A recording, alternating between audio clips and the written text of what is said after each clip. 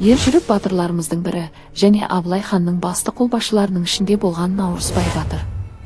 Ұлы жүздің батыры Шапырашты тайпасынан. Өмір жолы жоңғарларға қарсы күресте өткен. Батырдың дүниеге келгеннен естігені батырлар туралы жырлар мен аңыз әңгімелер болды. Осының салдарынан бай рухани ортада өсті.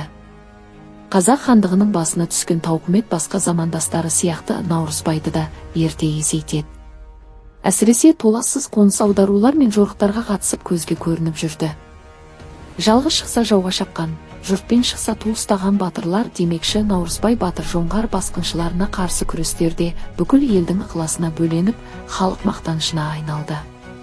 Аты шыққан атақты батырлардың бірі белгілі қолбасшы да болды. Наурызбай Абылай ханның қасында болып, оның сенім артар адамдардың біріне айналғанда еді. Наурызбай қайтыс болғаннан кейін оның есімі қарсылық пен бостандық үшін күрестің нағыз нышанына айналып, қазақ халқының ұлы қаһарманына айналды.